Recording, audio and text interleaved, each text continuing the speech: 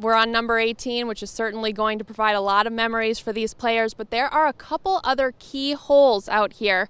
Let's take a look. So I first want to get right to the governor's race. Your thoughts on, could this be the closest major race of the night in South Dakota? I did see some pretty good attempts at snowmen over the weekend. 2 more cases of whooping cough have been confirmed in the Sioux Falls School District. Lots of interesting stories about these players and how they got here over the next few days. Stay with us. We'll be back to wrap things up after this break.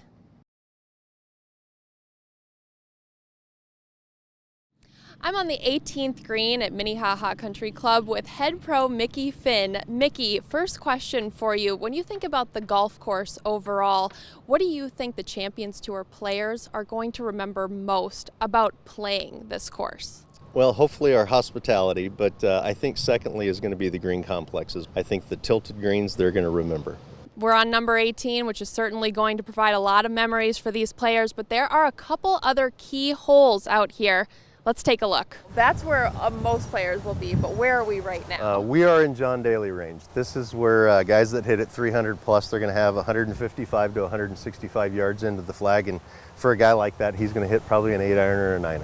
This is the one hole on the golf course that if you make the right choice, everybody loves it. If you make the wrong choice, not a big fan of it. Over to 16, the longest hole at about 550 yards. It's also one of the hardest, meaning birdies will be the goal, and anything better will likely be rare. Like number 12, the great thing is the 2 of my favorite holes for the tournament that are going to make or break somebody are just how the members play it on a daily basis. It is a full 3-shot par 5. With the wind at our back, it's a questionable 2-shot par 5. What's in it for the spectators on this hole? Where are they going to want to post up? Well, the nice thing is just to the left is going to be a entrance for everybody on the walk path and bike path. They're going to put a special entrance in there. I think they're even talking about having a bike valet. And then we are putting up some grandstands behind the green that we see right now. There'll be plenty of opportunity to watch a lot of great golf. That's also the case on 18. Big changes have been made to add seating as the players finish their rounds on what's now a more difficult par 4. One of the big things they wanted to do is make sure or ensure that the tour players had a driver in their hand on the final hole, on the final day.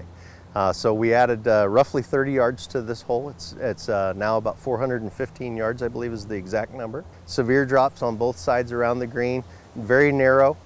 So hitting a good shot is put to a premium on this hole. Grandstands will be all behind the green, so they'll have a great viewing area. There's enough going on with all the skyboxes.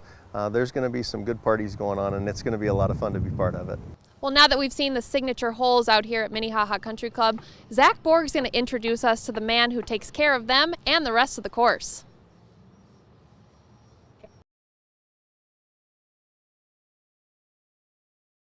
Look at this guy. Look at this guy. Look at this guy. Isaac Haberman loves Legos and all things boy. His older sister Jordan is happy to play with him.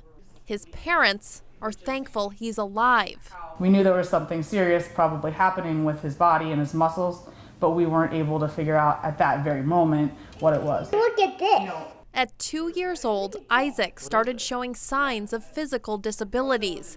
By age 3, he got a life-changing diagnosis. He has this disease called Pompe disease, which I didn't know anything about. Many people haven't heard of it. Pompe is a rare, life-threatening disease that breaks down muscles over time. It's why Isaac sometimes walks on his toes to make up for weakness in his upper legs. Which one are we going to make? We're making this one.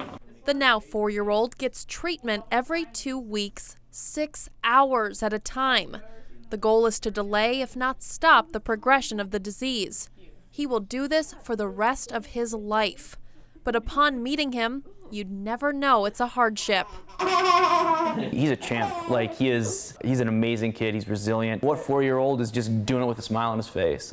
That's Isaac. Despite his positive attitude, Isaac is going through so much. But he's also the face of hope for so many. When people see him, when we go to restaurants and gas stations and grocery stores that help raise money for the MDA, and they see this little guy who's benefiting from all that fundraising. I think that really helps and motivates people. Pompey and other muscle disease patients get a lot of support from the Muscular Dystrophy Association. Isaac is returning the favor. About a year after the Habermans got involved with the MDA, the association came to them with a very special request to make Isaac the youngest ambassador the South Dakota chapter has ever had. This is Isaac's first act as ambassador. Please join us on May 5th for The muscle walk? the muscle walk. Say, see you there, Isaac. See you there, Isaac. See you there.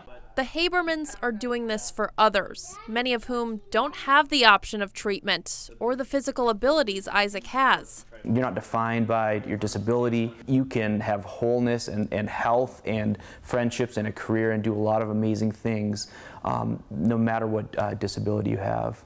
But their efforts could also help Isaac. So much of his future is unknown. More funding could mean finding new answers or a better treatment to keep this sweet, happy boy smiling from ear to ear. Thank you for supporting the NDA. All right, thanks.